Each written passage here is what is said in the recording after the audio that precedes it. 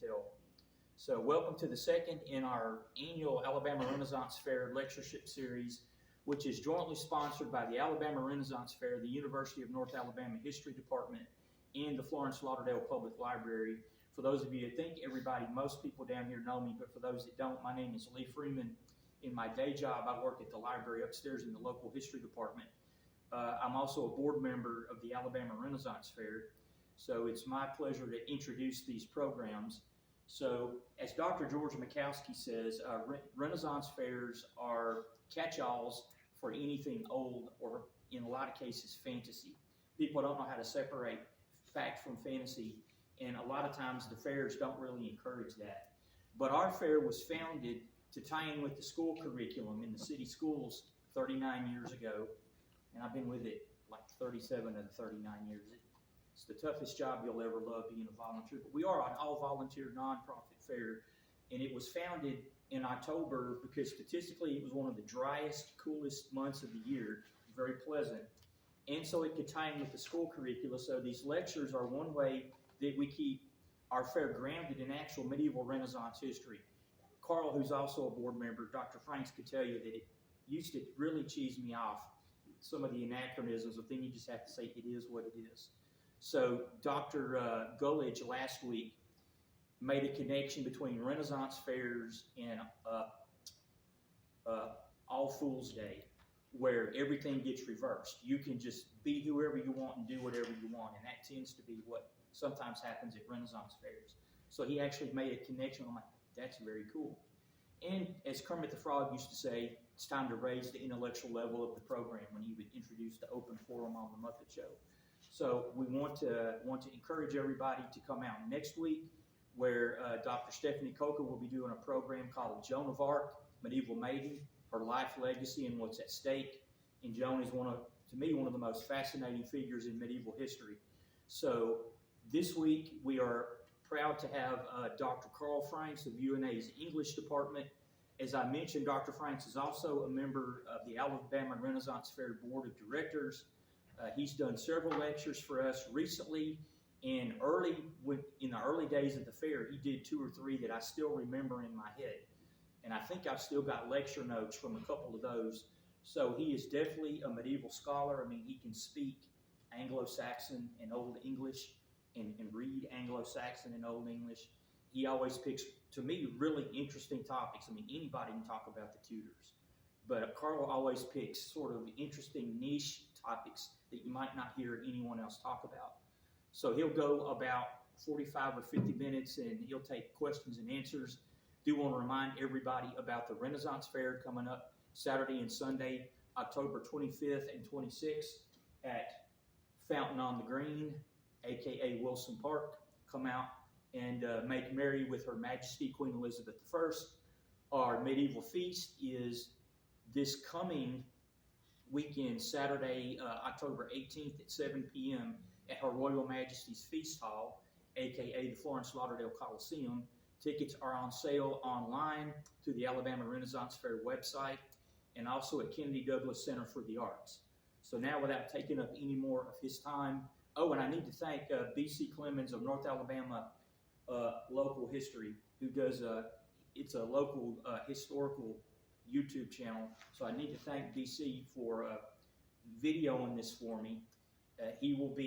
He does a really good job with these, and of course Christopher from the Alabama Renaissance Fair will also be recording it. So you'll be able to watch this in a couple of weeks on the library's Facebook page and YouTube channel. And if anybody wasn't here that didn't get to see it, it'll be there also. So without further ado, Dr. Carl Franks talking about medieval imagery in the book of Revelation. Well, thank you, Lee. Thank everyone for coming out. It's certainly a beautiful mid-October day outside. You could be doing anything you wanted, but I'm glad that you're here. I hope the racetrack tea doesn't bother anybody, because I'm sure I'm going to need it. Like most of the lectures in a Casting the Long Shadows series, there's much more information on a given topic than is feasible to cover in an hour or so presentation. And it should come as no surprise that medieval imagery in the book of Revelation is just such a topic. In the limited time we have available to us today, and in such detail as circumstances allow, we shall examine 4 aspects of the topic. Specifically, medieval manuscripts in general, the Apocalypse manuscripts, some terms associated with the study of the Apocalypse, and a little about St. John himself before viewing and discussing the images together. The term manuscript comes from the Latin manus, meaning hand, and scriptus, meaning writing. A medieval manuscript is called a codex, which is the earliest form of a modern book. Handwritten pages were stitched together along one side, usually the left, and bound between 2 covers of wood, leather, or a combination of both. Many times, leather ties or even metal clasps would be of honor or importance by their owners or makers, helps to account for why so many have survived. In the Middle Ages, manuscripts were produced mostly in monasteries because, 1, many monks, or at least specially trained ones, were literate, meaning they could read and write Latin, and they had access to the often very expensive raw materials and specialized techniques needed to produce them.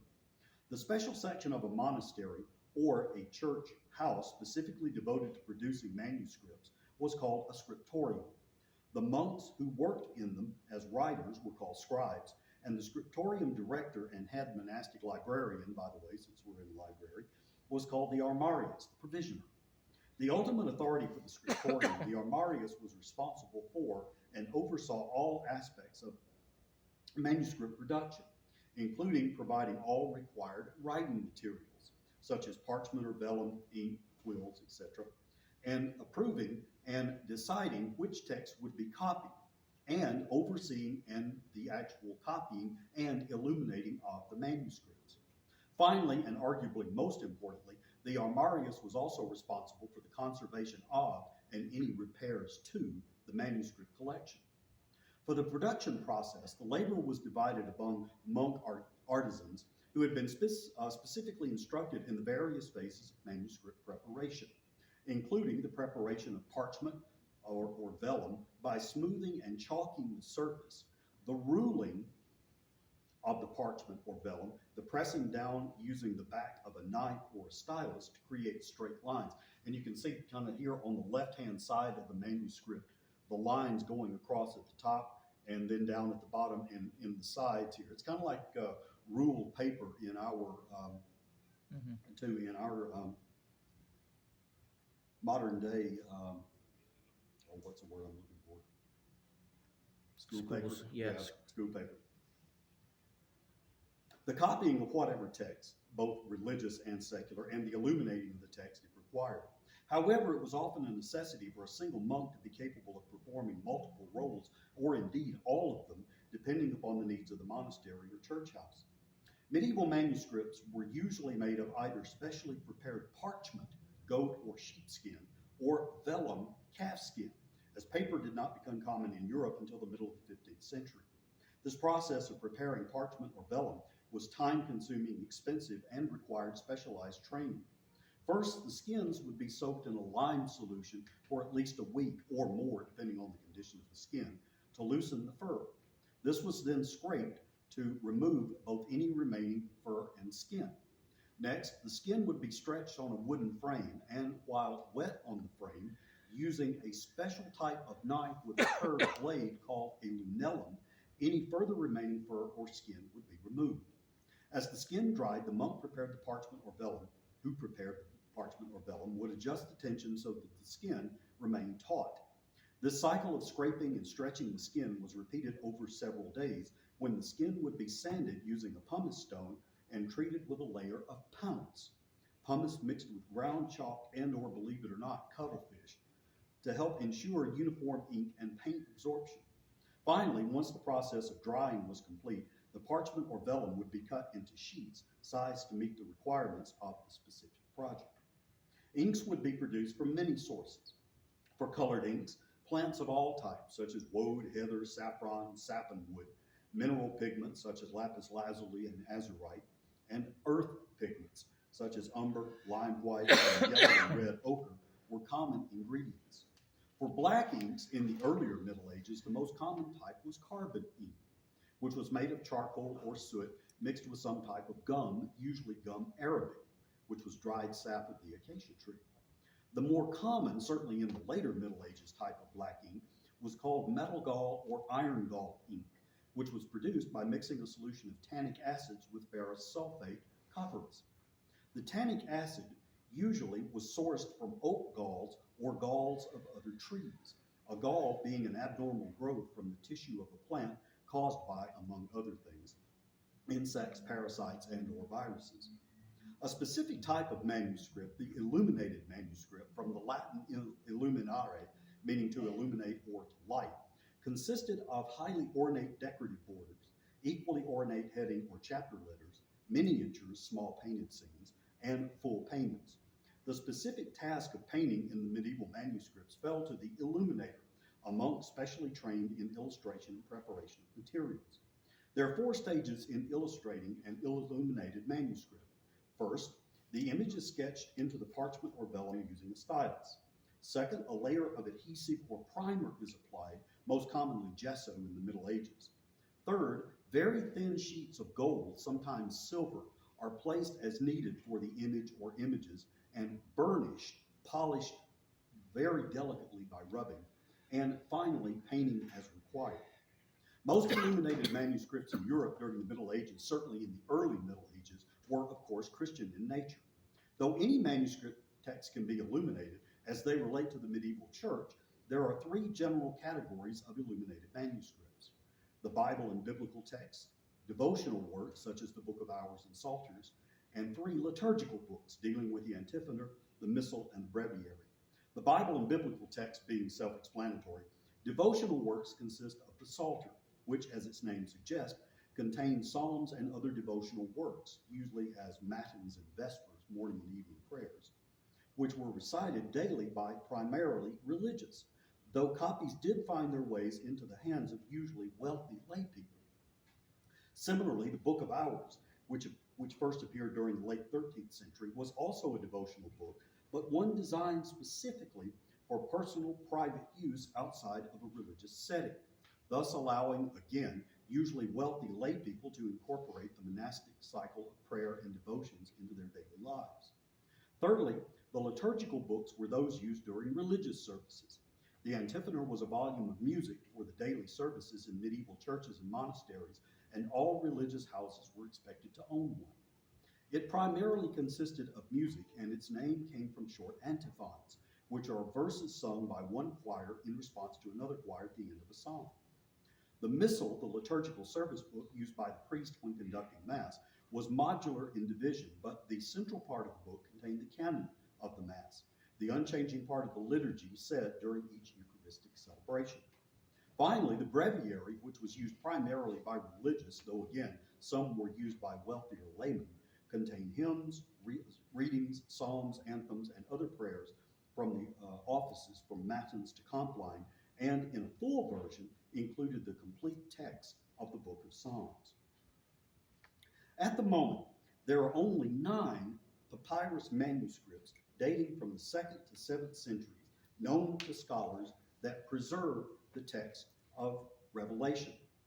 All of these survive in fragments and contain anywhere from a handful of verses to a few chapters. The earliest known fragment of the Apocalypse is Papyrus P98, currently held at the Institut Français d'Archéologie Orientale at Cairo. Indulge me in my grad school French, I don't get to use it quite a lot, which dates broadly from circa 100 to 200 AD, but perhaps more specifically from 150 to 175 AD. It contains the text of chapter 1, verse 13 to chapter 2, verse 1, and was originally part of a scroll.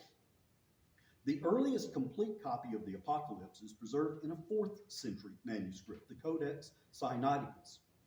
Named after the place of its discovery, St. Catherine's Monastery, though the actual name is the Sacred Monastery of the God-trodden Mount Sinai, it sits at the foot of Mount Sinai, which is also called Jebel Musa, the Mountain of Moses. Also known as the Sinai Bible, the Codex itself is dated between early 4th century and the early 5th century AD, and consists mostly of the text of the Septuagint, which is the earliest extant Greek translation of the Old Testament from the original Hebrew. The Codex is almost certainly incomplete, since only 800 of the original estimated 1,400 handwritten vellum pages have survived. Specifically, the Codex is believed to have originally contained at least 730 leaves, constituting 1,460 pages.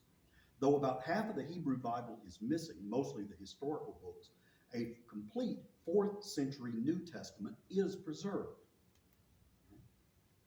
The Canon Muratorianus is the oldest surviving list of the New Testament canon.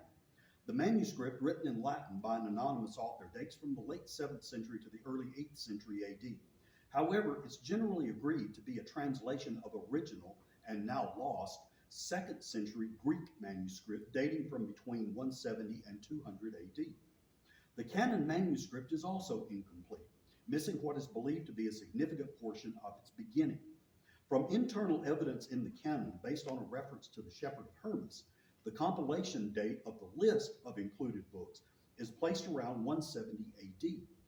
This specific reference states that the Shepherd was written by Hermas in the city of Rome quite recently, in our own days, when his brother Pius occupied the chair of the bishop in the church of the city of Rome.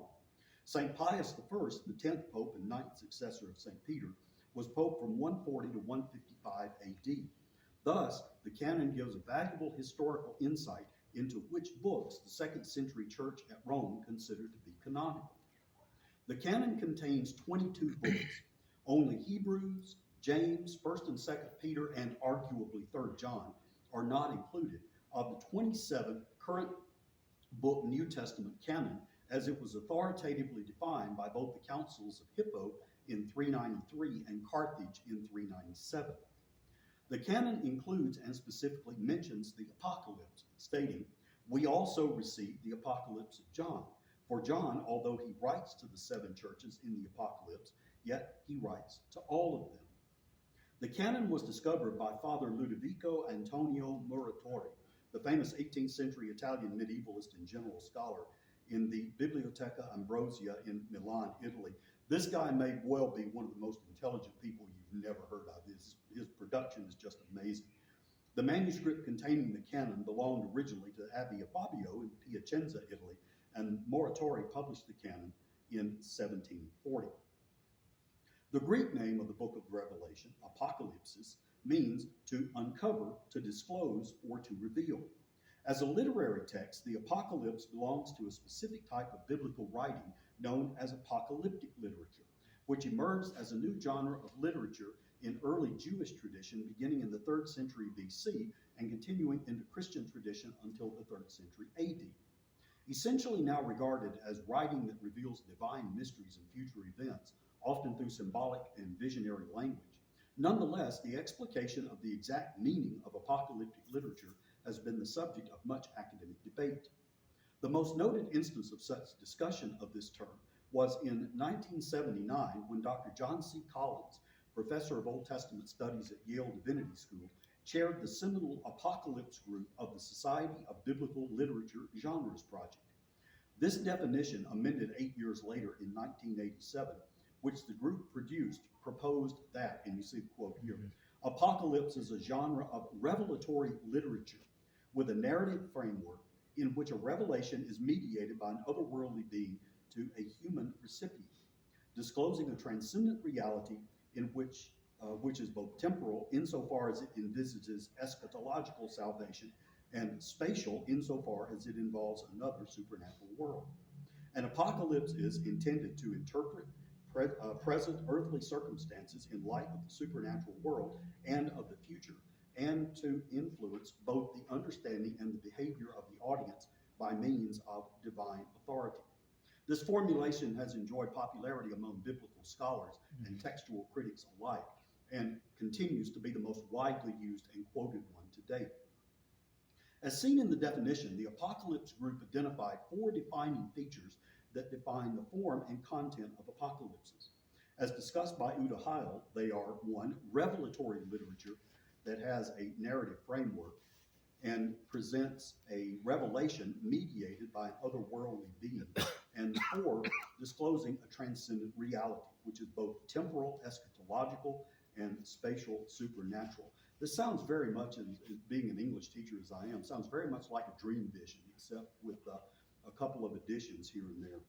In fact, the Apocalypse group based its work on a comprehensive survey of all Jewish and Christian apocalyptic texts from 250 to 250 BC to 250 AD, both canonical and not.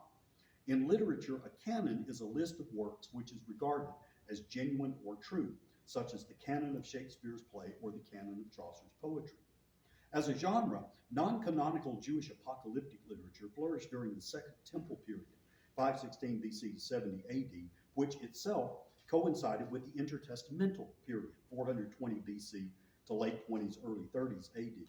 However, the most productive period of non-canonical Jewish apocalyptic literature began in 165 BC at the time of the Maccabean revolt. The apocalypses written during this period were either anonymous or pseudonymous, meaning the identified author was not the actual author. But this authorial practice served the dual function of one, adding an air of authority to the work by using a specific name, and two, avoiding personal prosecution of any author who was foolish enough to use his real name. In fact, the book of Revelation is the notable exception to this. Since St. John was already in exile, he had no reason to be afraid. Some of these Jewish apocalypses include the first and second books of Enoch, fourth Ezra, the Apocalypse of Adam, the Testament of the 12 Patriarchs, and the book of Jubilees, among many others. Likewise, non-canonical Christian apocalypses included the Shepherd of Hermas, the Apocalypse of Peter, the Ascension of Isaiah, and the rather odd Sibylline Oracles, a hodgepodge collection of prophecies ascribed to the classical Greek Sibyls. These Jewish and Christian non-canonical apocalypses are contrasted with the canonical books for both the Old and New Testaments, including Ezekiel, Daniel, and Zechariah, parts of Mark, Matthew, 2 Thessalonians, and of course the book of Revelation. Whether canonical or not, apocalypses prophesy divinely ordained catastrophic events to signal both the end of the age and the world. Traditional biblical hermeneutics distinguish four characteristics for interpreting the apocalypse. Though a detailed, nuanced discussion of each position is outside the scope of this presentation, a bumper sticker description of each category is in order. First, the preterist view, from the Latin praeter, meaning past, asserts that the apocalypse was written to address the situations faced by the church as a whole in the late 1st century AD, and specifically in Asia Minor, where the churches of chapter 2 and 3 were located, and which was part of the Roman Empire. Thus, preterists stress the historical background, both the geopolitical and socio-religious backgrounds of the 1st century Mediterranean world, to interpret the apocalypse within the milieu of that time. This view is specifically a division known as partial preterism, which holds an already not yet aspect, meaning some prophecies are past, but some future events, such as Christ's return and future resurrection, still await fulfillment, is the view of most biblical scholars.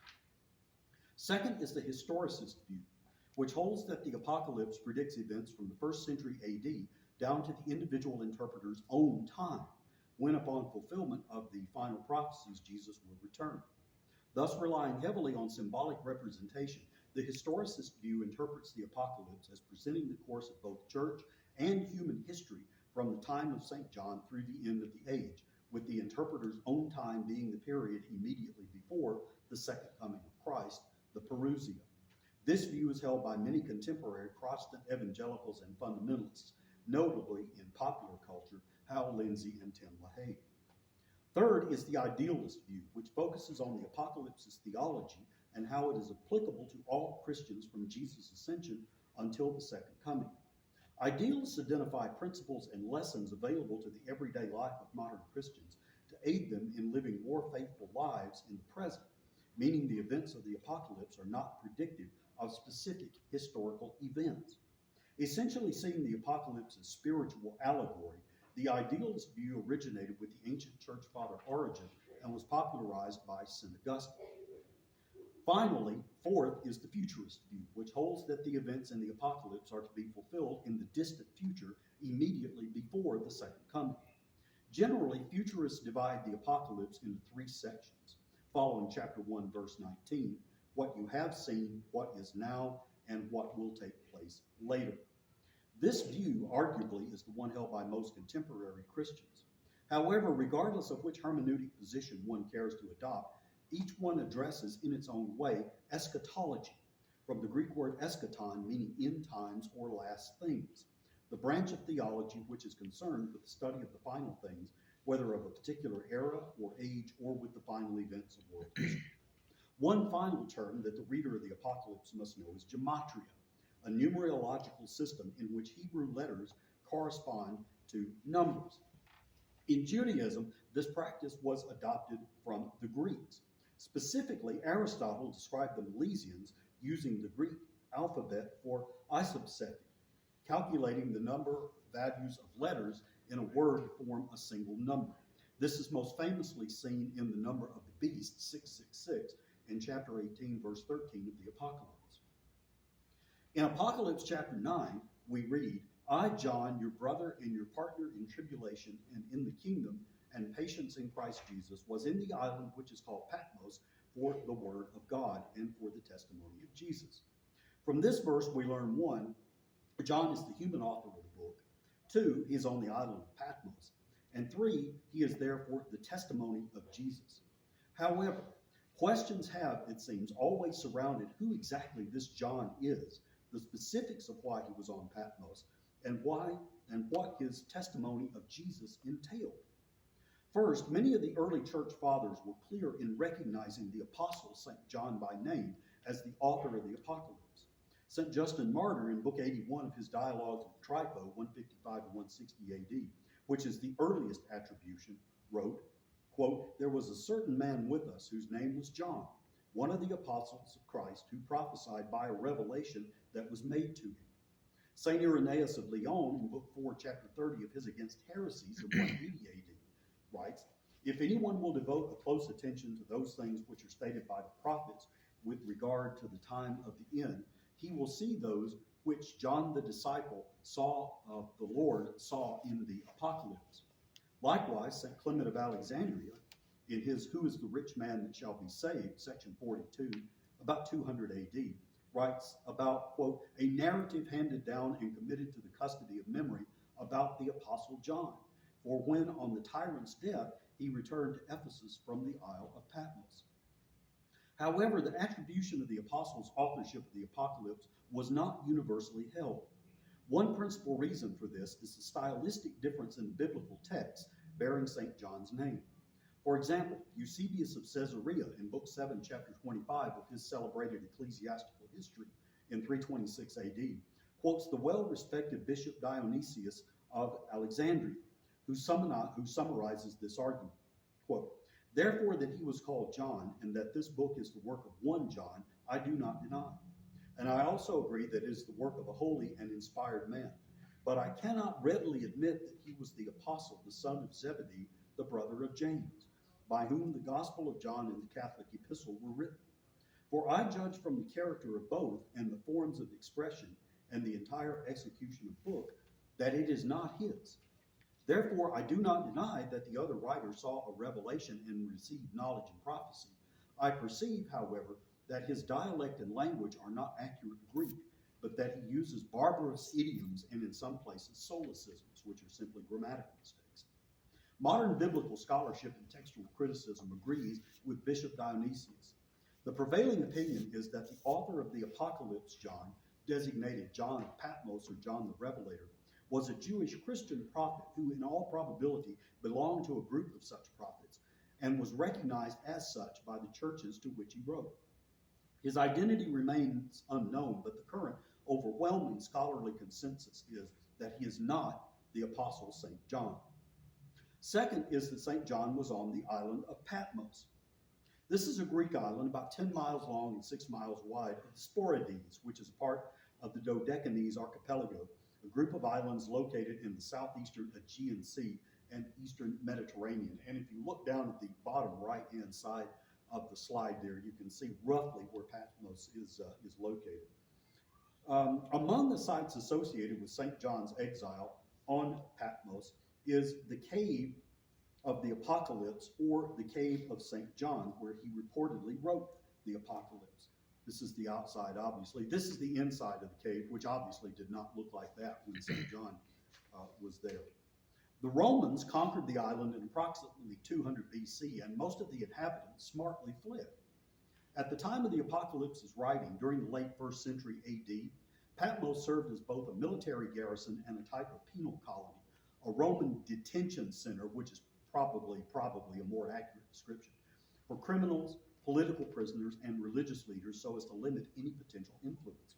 Some sources seem to indicate that prisoners were required to work in any of the various mines on the island, such as potassium, marble, and sulfur.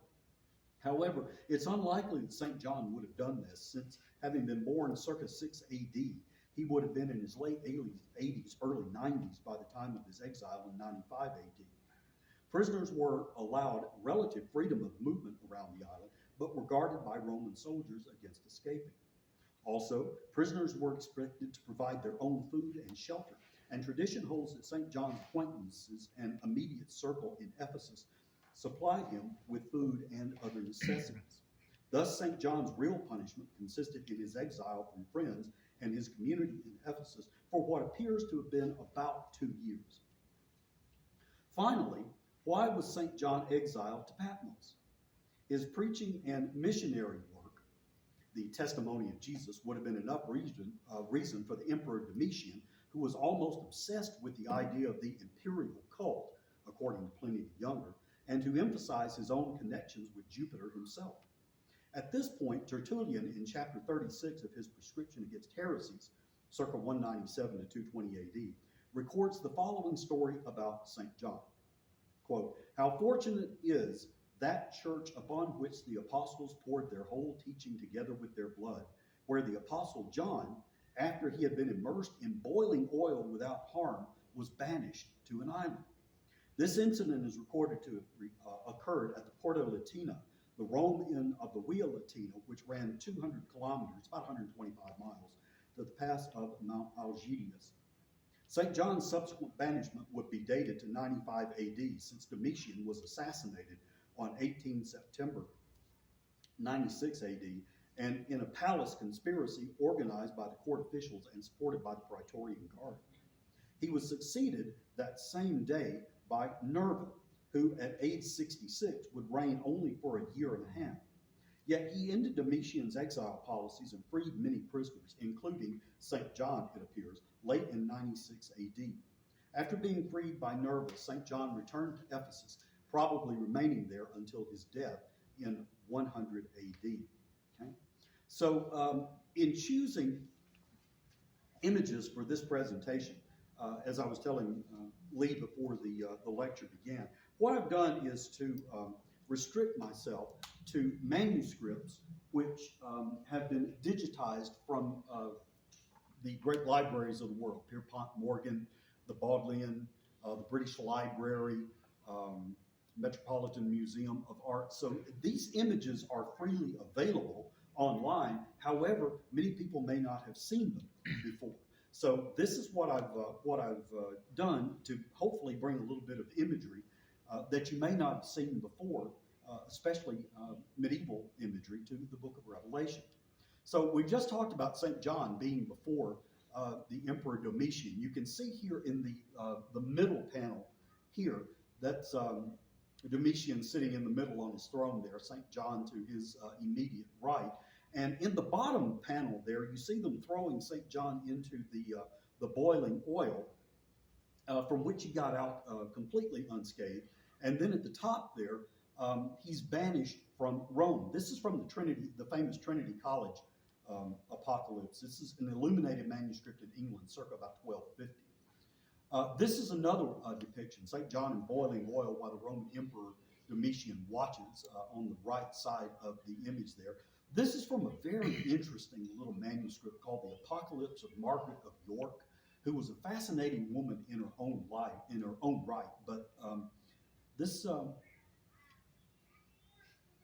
is another one of the images here. So St. John on Patmos, which we've just seen. Here's a depiction from the Getty Apocalypse from about 1255, and you can see poor St. John there being unceremoniously pushed off the boat into the island there. One of the things about one of the things about the manuscript here, if you'll notice the nimbus around the head here, this is the sign of holiness, And you'll notice how the gold stands out there. This is one of the elements of the illuminated manuscript that you would often use gold or silver foil to set off particularly important people. And St. John is set off here in this way. Here's another example here again from the Apocalypse of Margaret of York. This one is rather late. This is in 1475, which is the latest manuscript that I chose to include here. I kept on as I was working on this and finding manuscripts. I don't have enough. I need more. The final draft of this PowerPoint that I'm working from right now has 426 slides on it. So I wound up with enough. But anyway, you just want more, so you keep going, okay? So Christ among the seven candlesticks.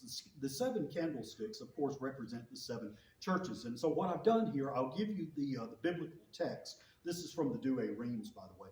And then give you a set of images depicting what the biblical text discusses. So here we are at the seven churches here. This is from the manuscript, the earliest manuscript that I chose to include. This is a commentary on the Apocalypse from Spain, circa 950. The commentary on the Apocalypse here is from a very famous biblical commentator named Beatus of Leabana. He wrote as you see, commentary on the Apocalypse about 776 AD. It was revised a couple of times before he died. In Spain, this was the main manuscript. It was kind of a compendium of everything that was known up until that time. And it was very popular in Spanish monasteries. There are over 300 different manuscripts from Beatus of Leabana and his contemporary and his commentary on the Apocalypse. This one you see in the upper third here. You see the vials. Then you see Christ in the middle with St. John worshiping him, and then in the bottom you see the seven churches here. Here's another example from the Las Culgas commentary on the Apocalypse. This is again another commentary based on Beatus. You see the candlesticks appear in the top. Here's St. John worshiping Christ again, and again you see the seven churches here at the bottom. This one is from Germany in 1250. This is the Expositio in Apocalypsum of Joachim de Fiore. Again, another very famous medieval commentator on the book of Revelation. This one I particularly like, again, because you see the candlesticks, but you also see Christ in the middle, again with the nimbus around the head with the gold leaf on it, and the sword, which is actually coming out of his mouth, right, which is the sword of truth. And you also see in his right hand there, you'll see some stars around him, around his hand as well, and the key over in his left hand. Again, this is from the Trinity College of Apocalypse again. You'll see Christ and the angel in the top there, the seven churches in the upper right-hand corner, and then in the bottom there, you see Christ with St. John worshiping him, an angel, and then you see the seven candlesticks as well. A lot of times in these medieval manuscripts, what you will see is exactly this, that several separate instances will be put on one panel based on the amount of time available, money, or raw materials, or that sort of thing, or who's commissioning it. So this is very, very common in medieval manuscripts as well. Here you see the seven churches again, named from the Getty manuscript. This is a London circa 1255. This is another very common one here with the Getty Apocalypse. Again, you see the sword coming out of Christ's mouth there, St. John worshiping him, and the seven candlesticks. One of the Jewish New Testament scholars that I read working on this presentation made an interesting connection between these seven candlesticks and the Jewish menorah, which has seven candles on it as well. And his whole article was actually a liturgical link between the Jewish temple worship and what you saw in the book of Revelation. It's a very fascinating article. Okay. Here's another one. This is the Apocalypse with commentaries. I really liked this particular manuscript. In fact, when I found it, I seriously considered making this presentation based only on this particular manuscript. This is from 1265 in England.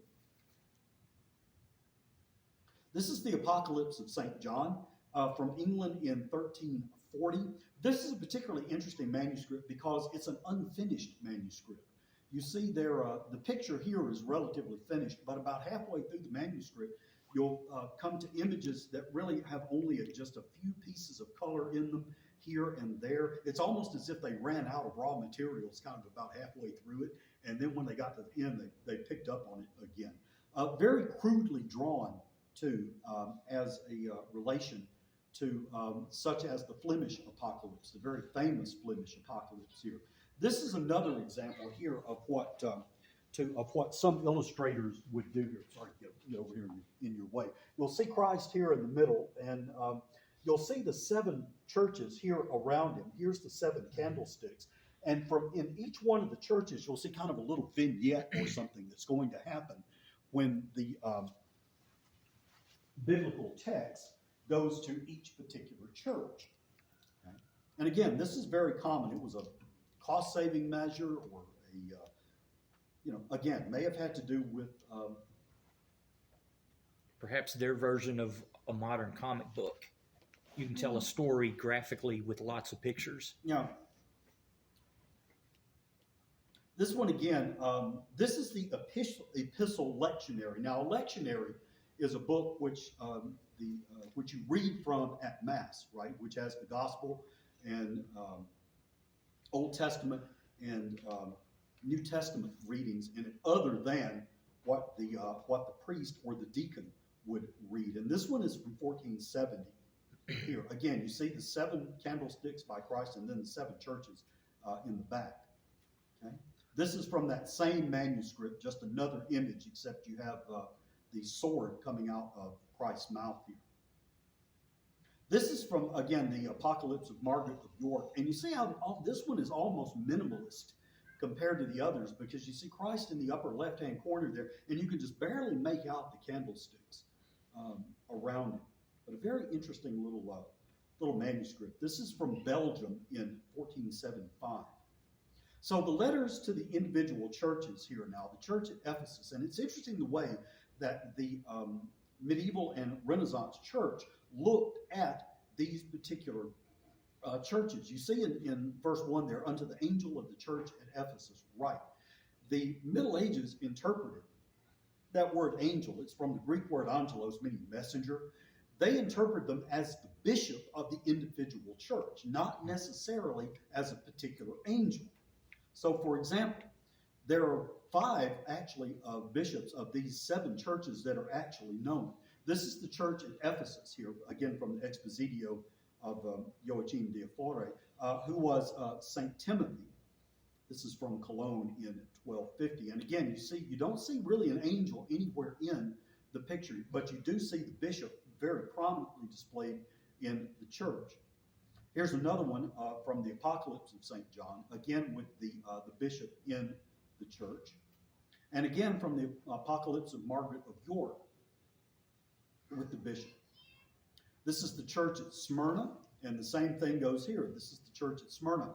It's not everywhere that you saw bishops depicted, though. This one also is one without a bishop, but with an angel. And you see the angel on the right-hand side there at the top of the church. Okay? Here's one, again, from the Apocalypse of St. John, where the bishop is included. And this one, again, from the Apocalypse of Margaret of York, where the bishop is included again. Then you go to the church at Pergamum. This is from the commentary on the Apocalypse here in 950, one of Beatus's, the manuscript based on Beatus. And again, you don't see a bishop here, but you do see an angel. And then you have the church at Pergamum here from Cologne, Germany in 1250, in the Expositio again, is identified as Gaius, who from the Constitution of the Apostles was the first bishop in Pergamum. And again, you see the bishop here with the Apocalypse of St. John. And again, with the Apocalypse of Margaret of York. To Thyatira, you have is one of the 2 unidentified bishops here. So this is, you see the angel in John here with Thyatira. And again, the church at Thyatira. And both of these are from manuscripts, again, commenting on Beatus of Leobana. but they're about 270 years apart. Okay? The church at Thyatira, again, from the Expositio, and the church at Thyatira from the Apocalypse of St. John, and again from Margaret of York. Letter to the church at Sardis, again, which is unidentified, and again, very much from the Spanish manuscripts. You have a lot of the same elements in each depiction. Of course, the name of the church will change. Same thing here with the Las Huelgas. Apocalypse of St. John. Again, you see the bishop included there in the church in the right-hand corner. And again, with the Apocalypse of Margaret of York. Church at Philadelphia, whose first bishop, again, according to the constitutions of the apostles, was Demetrius. So again, here you have just St. John and the angel. Again, here with the Las Huelgas. And then the church at Philadelphia. Here you have the bishop again seated in the church. And again, the church at Philadelphia here with Margaret of York, a very 15th century looking bishop too, by the way. The church at Laodicea, who was, the bishop was St. Nymphes, again with the first Beatus manuscript here from 950. Again, very similar to each one, it's just the name of the church in the door. Similar again from the 1220 Las Huelgas Beatus. And the church at Laodicea, again, the Expositio. And again, you see the bishop in the right-hand corner over there in the church. From the Apocalypse of St. John, again, the bishop here in the church as well. And again, from the Apocalypse of Margaret of York. Okay. St. John's vision of God's throne. This is interesting here because in the Beatus from 950 here, you'll notice the pattern here as it goes around. It's circular. You see the Christ as the Lamb in the middle. And then at the cardinal points, north, south, east, and west, you see the four living creatures, who, by the way, kind of take on a life of their own, depending on which manuscript you're looking at. And again, it's circular with the seraphim in the upper right-hand corner and the cherubim in the upper left-hand corner. Now, this is in 950. Compare this again to the Toledo Beatus here, the Las Huelgas commentary, which is, again, about 270 years later. But you'll notice, again, the same form. How circular it is with Christ in the middle. Then in the upper left, in the top upper left and upper right, you'll notice the 7 vials, which we might be able to get to later. I don't know. But anyway, here's St. John's vision of God, the 24 elders, and the 4 living creatures. This is the Apocalypse commentary from England in 1265. This is also an interesting point for one of the reasons why people who hold that St. John the Apostle is not the author of the Apocalypse is that the 24 elders, of course, are the 12 patriarchs and the 12 apostles. So if that's true, and St. John the Apostle is the one who wrote the Apocalypse, then he would actually be looking at himself as part of the 24 elders, which, I mean, there's nothing to exclude that, but he doesn't mention that anywhere in the text. This one is interesting because if you'll notice Christ here in the middle, the lamb here has 7 eyes, depicted here with 7 eyes, and you'll see that it's in the mandorla here, the kind of extended diagram there. The mandorla is for people of extraordinary holiness. So you have the nimbus around people who are simply holy, but if you're in the mandorla there, you are a symbol of extraordinary holiness. This again is from the Flemish manuscript here, and you see again up at the top there the vials hanging across, and all of these little gold things that you see there on the right and to the left of Jesus. I don't know how well you can make those out, but those are the 24 elders, right, who are wearing crowns and playing instruments. They're harps, vials. There's even a lute or two around here and there. And you see the 4 living creatures again, right there beside Christ, who is both wearing a crown within it with a nimbus around it, and then inside a mandorla as well. as I say, the four living creatures kind of take on a life of their own in these medieval manuscripts, and you'll see it a little bit here in just a moment. They, of course, become the figures of the four evangelists. Okay, they weren't originally that, but they become, through association, that in the early church. Here again is St. John's vision of the 4 and 20 elders, and again you see the four living creatures to God's throne there in the upper right, upper left, bottom right, and bottom left, and again you'll see the vials there hanging over. Okay, so the Lamb opens the book with 7 seals. Now, in first century Rome, of course, what you would have, a book, of course, would be a scroll. And this is a modern reproduction here of a first century Roman scroll. Most of the depictions of the book in the Middle Age, in the pictures that we're going to look at now, will be of a book. Okay, here again you see the lamb in the middle of the mandorla there, but it's the book that he's holding is a codex, right? And you can see the 7 seals hanging off of the codex. Okay, this is from 1250. Here's the another one from 1250. This is the Trinity Apocalypse, and you see in the second panel down there, again, God and Jesus as the Lamb are in kind of a circular, squashed out mandorla there. But again, the book, you can see that the Lamb is holding right here on would be the left-hand side, is also a codex and not a scroll. Same thing here with the Lamb opening the sealed book. Again, God and the Lamb are both inside the mandorla, and you're looking at a codex here, though with 7 scrolls on it. Or, seven seals. This is the Lamb opening the sealed book here with the Apocalypse with commentaries, again in the form of a codex. This is from the Flemish Apocalypse again, God and Christ as the Lamb again, both in the mandorla, and then Christ himself gets a special place just below that, and you see the book again in the shape of a codex. Same thing from the Epistle Lectionary. You see God holding the book there in his lap. And then we get to the seals. Here are the 4 seals where you get the famous 4 horsemen of the Apocalypse. That's where the term comes from because, as I said, the Greek term of the book is apocalypse, apocalypsis. So this is where you get the 4 horsemen. So let's look at those and maybe about as far as we get. Here's the 4 horsemen from the Las Juglas. This again is from the Beatus in 1220. And you can see that they put all 4 of these again on one panel.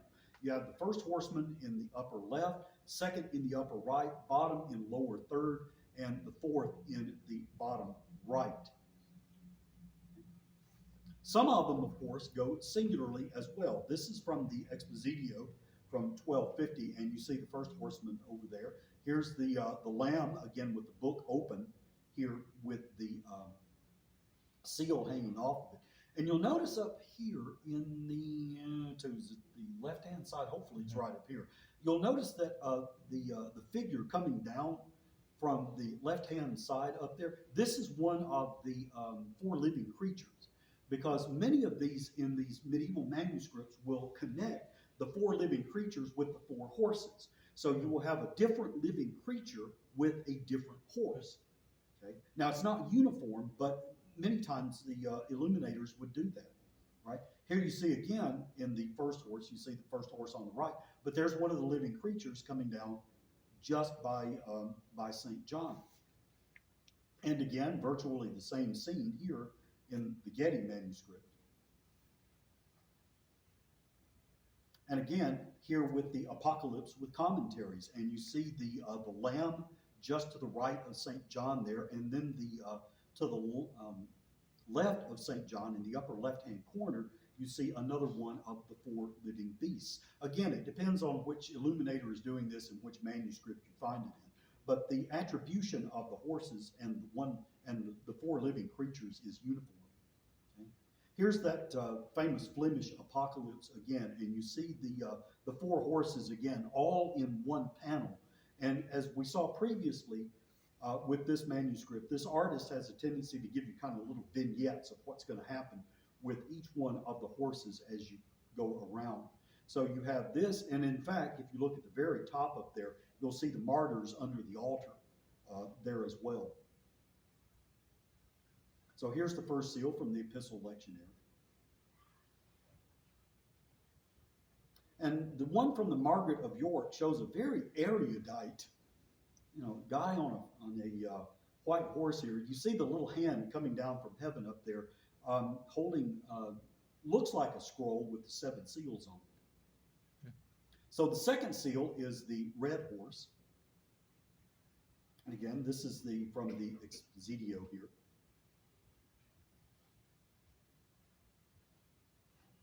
This again is from the Trinity Apocalypse. Again, they put 2 on 1 here. So you have the red horse in the upper panel here, and you see the second living creature here talking to St. John. Then down here in the bottom panel, you see the third horse, the black horse, and again, a different living creature here with St. John as well. Same thing from the Getty Apocalypse here. You have one of the living creatures to St. John's right coming down from heaven, the rider, of course. And the same thing here, again, with the red horse and the Apocalypse with commentaries, okay? With the lamb and the living creature. This is the second seal again from the Apocalypse of John. I really was interested when I saw this because this is one of the very few images of the horses that really, dare I say it, shows us the horse's ass, right? Because it, I don't know why they chose to particularly portray that horse in that particular, well, anyway. Here's the red horse from the Epistle Lectionary. And you'll notice that there's an eagle up here as well, another one of the 4 living creatures. And here's the red horse with the second and third black horse.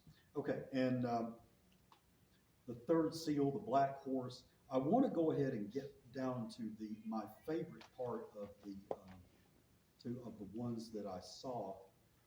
It's where the demons come out of the angels' mouths like frogs. You can see how much of this I actually found and how much I really drastically overestimated how much time we would have.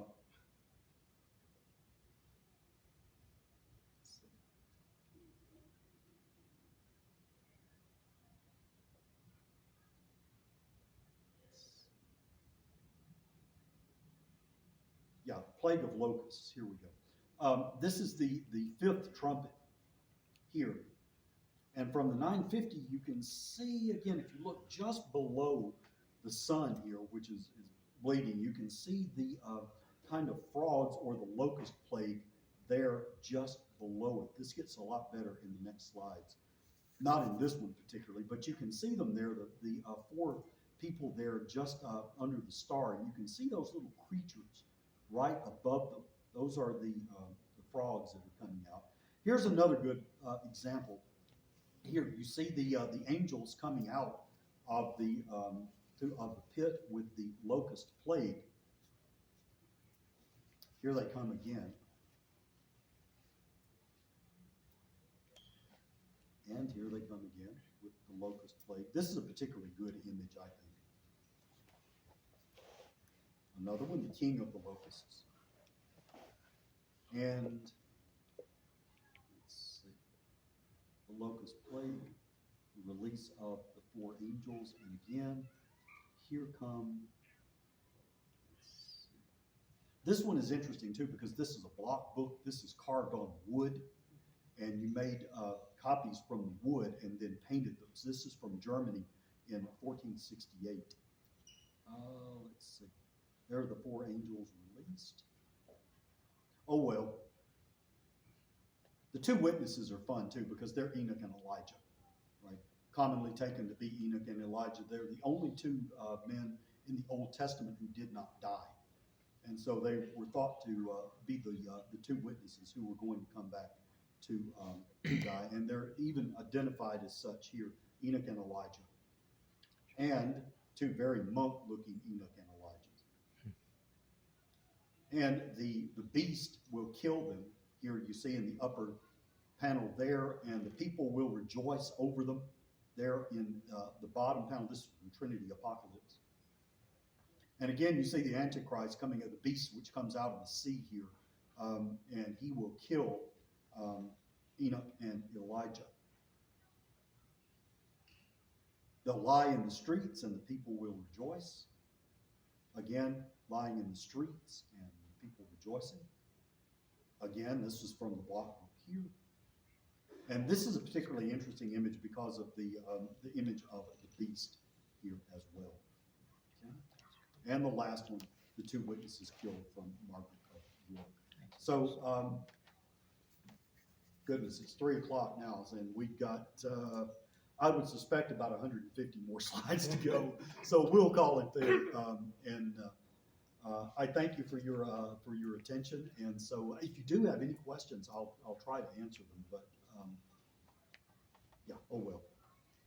No, that was really good. And N.T. Wright, one of my favorite New Testament scholars, describes apocalyptic basically as imbuing current historical events with their cosmic, religious, eternal significance. So that jives with exactly what you said, and it uses figurative language. Yeah. So the modern sort of dispensational premillennialism of LaHaye and Lindsay and Jenkins, that's a fairly recent development. So how did medieval and monastic and religious interpreters handle end times prophecy? Were they as obsessed with it as we are? Not really. Mostly what they would do is to take the theology of it and interpret it according to their times as well. So you would see a little bit of that, but as far as making end time predictions about the rapture, we had one which blew up too, and that kind of thing, they would not tend to do that. That's pretty much a Protestant thing anyway, the whole idea of the rapture. Exactly. They would not tend to do that. They would tend to look at, now they would interpret events according to their times. Joachim of Fiore is a very good example of that. But as far as really looking at it and trying to see exactly what was coming, who was coming, when was coming, where was coming. Like an intricate code to be deciphered, that's more of a modern thing. They really didn't do that. Yeah. They really didn't do that. There were a few who tried, but yes. What do you attribute the change from the angels of the church to the messengers of the church? Was that a better understanding of Hebrew, or? What you mean, the angel from the bishops in the? Yeah, but over time, like in the 900s, and then it was angel, and then in 1200 it was messenger. It may just be, that's the impression that I gave with the slides that I chose, because I tried to choose slides that represented a large range of times, about 500 years with this. But that interpretation actually stayed rather consistent throughout the Middle Ages. In fact, you will see both. Matter of fact, let's find a good image here. Yeah, this is the woman clothed with the sun here. She, of course, will be the Virgin Mary and the church as well, because she's giving birth to a child. Let's see if I can find. Let's see which one I have. Yeah, you can see here in the top panel here, you can see the beast, the devil, the dragon, going after her here, and yet her child is being spirited away to safety, right? By the angels, and then in the bottom she goes into the desert to be safe as well. So a lot of these images, especially when you're dealing with symbolism like this and religious symbolism, a lot of them had at least two, sometimes three different meanings. And so as I say here with the lady clothed with the sun, obviously she's the Virgin Mary, but she's also the church as well, giving birth to the truth. She could also be interpreted as Israel as well, because Israel was the one who gave birth to the Messiah. So you have one image and a lot of different interpretations, sometimes two, maybe three, that can certainly fit given which interpretive pattern you want to follow. And you can sort of see how they got that, though. Angel is from the Greek for messenger, and the bishop is sort of like the messenger for his diocese. Sure. So I can see how they made that connection. Sure. He speaks for that church. just like a literal interpretation would say the angel speaks for that church. Right. Here's another example, too, of what you're talking about here. This one is from 1265. So you see the woman with clothed with the sun here. The dragon is persecuting her on the right side, and then the child is being whisked away to safety there. So that could be Israel, where the Messiah will come from Israel. Could be the Virgin Mary with Jesus. Could be the church with the truth as well. So there's all kinds of symbolism that could be applied to it. And they probably argued among themselves as much as modern theologians do about various interpretations. Certainly. Right. Because everybody has a tendency to look at it, I think, in the times in which he or she lives. Right. That's why I think in the presentation that the futurist was the most common probably among modern American Christians, certainly, that we look at what we see around us and then try and match it up. Well, they did too, right? Didn't always work out. It's kind of like William Miller and the Great Disappointment back in the 19th century, right? With Lee mentioned premillennial dispensationism. William Miller and the Millerites came out with this incredibly detailed map of premillennial dispensation. The years of that, a day is 1,000. And got it wrong, and then had to go back and recalculate. And got it wrong again. He calculated that Jesus would return in 1844. So, yeah. People actually sold their houses and climbed up on top of the roof of their barns to wait for him. Well, if you looked on social media, Facebook, there were a lot of people with this rapture thing and was supposed to have happened in September 23, did exactly the same thing. And there's a lot of videos now on social media, especially on Facebook, mocking, these people who literally did sell everything they owned, just like the Millerites did, and move on. So, well, it has to. Revelation first and foremost has to make sense to the churches John wrote to. If it doesn't make sense to first century Christians, then our interpretation might be a little bit off. Before we say, what is it saying to us? Well, what was John, whoever he was, trying to communicate to those people? Yeah. And then we can say, how does that apply to us today? Another thing and I know we're running over here. One more thing, though, about the authorship of the book of Revelation is that a scholar that I also read claimed or tried to dismiss the stylistic differences in the Greek between the 5 books with John's name on it, as saying that if he were the Apostle John, he would have been a very lower class guy and would not probably have been literate. And so what he probably would have done, or barely literate, was to dictate his story, right, to a scribe. Yeah. So even the scribe wrote the story, it would have been the actual person who was dictating. Yeah, Paul did that with the letters. So essentially, just talking through it. And he tried to account for the differences in the grammar and the stylistic occasions in that way. Put as much stock in that as you wish, but, there you go. Well, thank you, Dr. Frank. That was cool. Yeah, I could go through all 400 of those slides, but we need to go. Trust me. So, yeah, I'm right there with you. This was very cool. So thank you very much. As I said, thank B.C. Clemens and Christopher Crossland for recording this. It'll be on the Alabama Renaissance Fair YouTube page and our Facebook channel and our Facebook page. Be back next week to hear Dr. Stephanie Coker from UNA's French department talk about Joan of Arc, and then join us at our medieval feast this coming Saturday night and our Renaissance Fair, the 25th and 26th at Fountain on the Green, a.k.a. Wilson Park.